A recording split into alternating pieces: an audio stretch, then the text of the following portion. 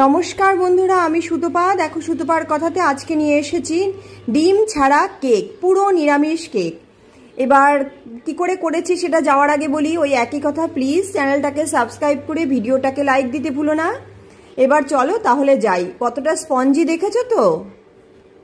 প্রথমেই নিয়ে নিলাম কাপ, তার সঙ্গে মিক্সির জার।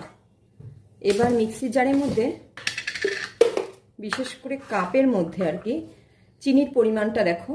চিনি নেব আমি হাফ কাপ। আমি একটু মিষ্টি কম দেব, তোমরা একটু বেশি দিতে পারো, তবে 1 কাপের বেশি লাগবে না। আমি দেখো গলা কাপ চিনি দিয়েছি, আমি মিষ্টি একটু কম দেবো বলেই এই পরিমাণে দিলাম। এবার চিনিটাকে ডাস্ট করব। এই যে পুরো ডাস্ট করেছি দেখো। এইবার ওই আমি গলা কাপ চিনিতে পুরো 1 কাপ ময়দা দেবো।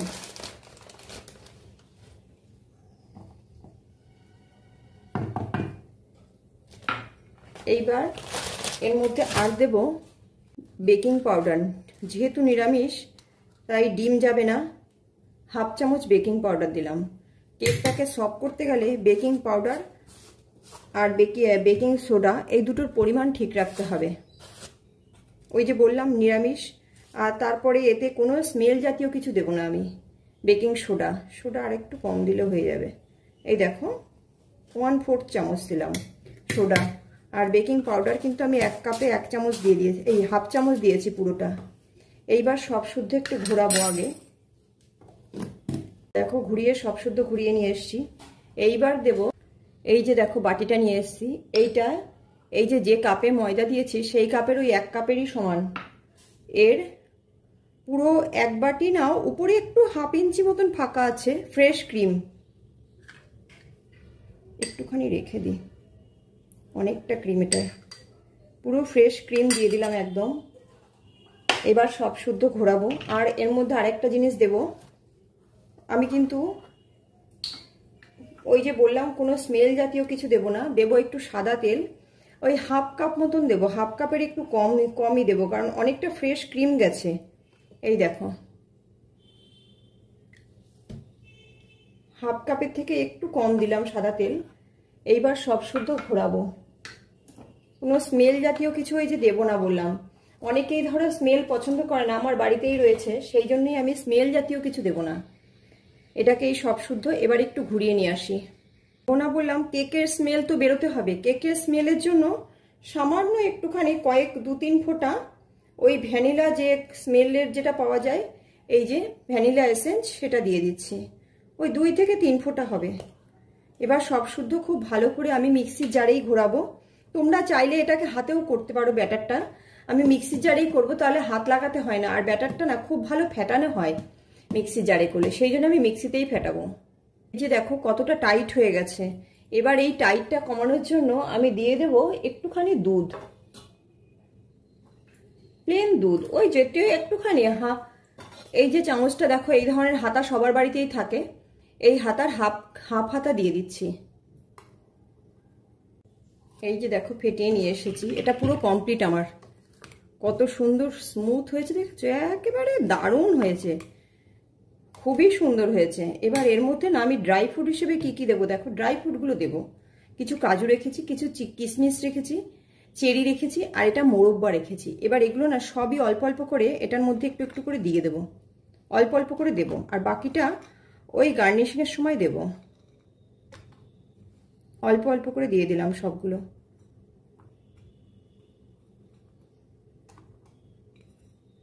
তোমরা চাইলে ড্রাই ফ্রুট আরও কিছু দিতে পারো। আমি মোরব্বাটা কেটে দিই, মোরব্বার পিসগুলো বড় বড় রয়েছে, একটু কেটে কেটে টুকরো টুকরো করে দিই। আমি একটাই দিলাম।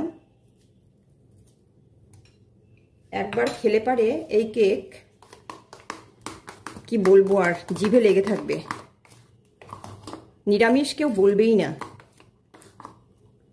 এইবার এটাকে ঢেলে নেব।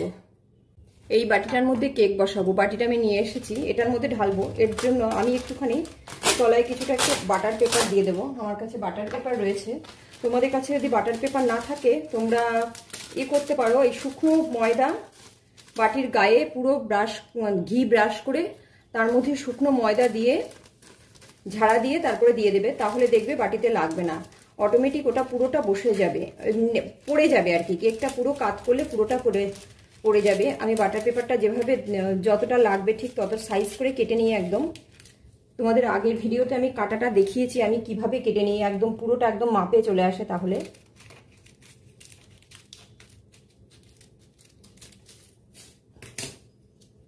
এই যে দেখো এইগুলো কেটে ফেললাম, এই যে গোল করে কেটে নিয়েছি। যেহেতু বাটির মধ্যে দেবো তাই বাটির নিচটা পুরো হবে, সাইড থেকে একটুখানি উঠবে।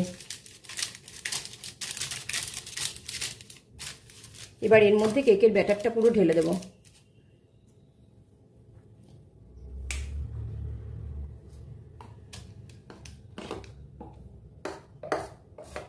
ব্যাটারটা কেমন দেখতে হয়েছে দেখো তো, একদম ক্রিমি ক্রিমি হয়েছে। যেহেতু ফ্রেশ ক্রিম দিয়েছি, ফ্রেশ ক্রিম সাদা তেলের যে কম্বিনেশনে ও দুর্দান্ত হবে। এটা কারোর সামনে দিলে কেউ বলতেই পারবে না এর মধ্যে ডিম নেই। ময়দার কেক কিন্তু ডিম ছাড়া।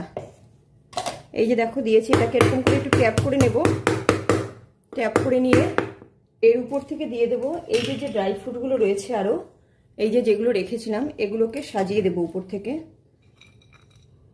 যে যেমনভাবে পারবে, ওই জন্যই বললাম যে যেভাবে পারবে। আরও বেশি লাগলে তোমাদের কারো মনে হলে আরও কিছু দেবে, দিয়ে দিতে পারো।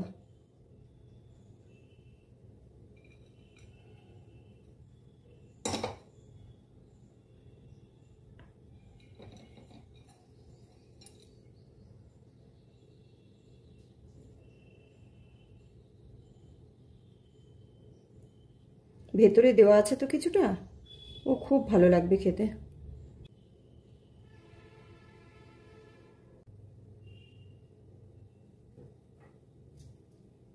এই যে পুরোটা কমপ্লিট।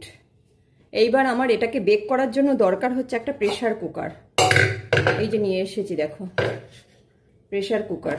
এইবার কি করব, আমি আর লবণ দেব না। আমার কাছে লোহার একটা এরকম রিং আছে, ঝিক আছে, ঝিকটা বেশি উঁচু হয়ে যাবে, সেই কারণে এই লোহার রিংটাই দেব।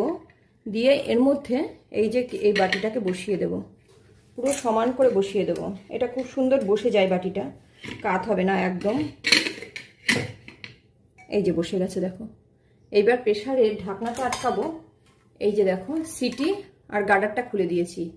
এইভাবে আটকে প্রায় 40 মিনিট মতন লাগবে বেক হতে, 40 থেকে 45 মিনিট লাগবে। এবং কেকের যে স্মেলটা সেটা বেরোবে, ওই যে ভ্যানিলা যেটা দিয়েছি স্মেলটা বেরোবে, তখন এটা গ্যাসটা অফ করে দিয়ে আরও 30-35 মিনিট রেখে দেবো প্রেসারের মধ্যে। কেন, যেহেতু প্রেসারটা প্রিহিট থাকবে, প্রিহিট থাকার জন্য ওই উপরের কালারটা খুব সুন্দর আসবে।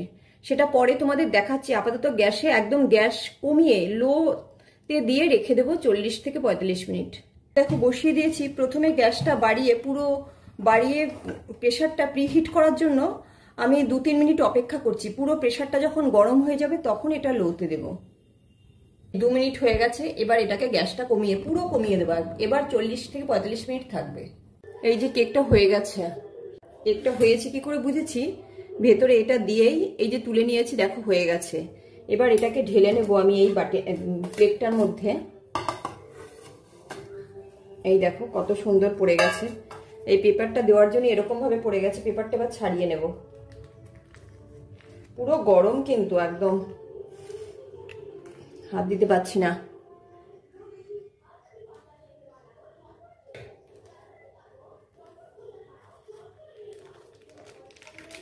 দেখো অসাধারণ হয়েছে না। এবার এটাকে সিধে করে নিই একটু, কিন্তু গরম, কি দিয়ে ধরবো প্রশ্নটা হচ্ছে সেইটা।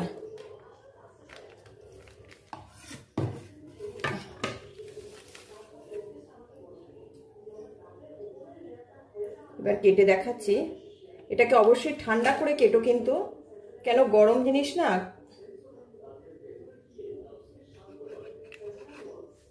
তোমাদের পুরোটাই একদম গরমটাই আমি দেখাচ্ছি। এই দেখো কতটা স্পঞ্জি হয়েছে, দেখতে পাচ্ছ ভেতরটা একদম দারুণ। কিন্তু এটা যে ডিম ছাড়া কেক কেউ বলবে না। পুরো একদম এই দেখো যে কেকের ভেতরটা পুরো দেখা যাচ্ছে যে কতটা ফাঁপা হয়েছে, একদম ভেতরটা পুরো ফাঁপা হয়েছে। অবশ্যই ঠান্ডা করে কাটবে। ঠান্ডা করে কাটলে কেক সবসময় ঠান্ডা করে কাটলে ভালো হয়। এই যে দেখো আরও কেটে নিয়ে আসলাম। দেখো পুরোই দেখো একদম ভেতরে স্পঞ্জি ভাবটা পুরো দেখা যাচ্ছে। এটা পুরো ক্রিম দেওয়া আর তেল দেওয়ার জন্য এটা দিয়ে খেতে একটা অদ্ভুত গন্ধ বেরোবে, ক্রিমটা ভাজা ভাজা হয়ে একটা ঘির গন্ধ বেরোবে, দারুণ লাগবে খেতে। এটা এই কেক কাউকে দিলে পারে না, কেউ বলবেই না ডিম দেওয়া কেক খাবো। কতটা স্পঞ্জি হয়েছে দেখো, ওই ক্রিম আর তেলের কম্বিনেশনে এর যে এত টেস্ট আর কি বলবো, কিছু আর বলবো না। অবশ্যই ট্রাই করবে আর আমাকে কমেন্টস করে জানিও রেসিপিটা কেমন হয়েছে। আবার দেখা হচ্ছে কি কথা হচ্ছে পরবর্তী রেসিপিতে। আজকের মতন যাই, টাটা বাই বাই।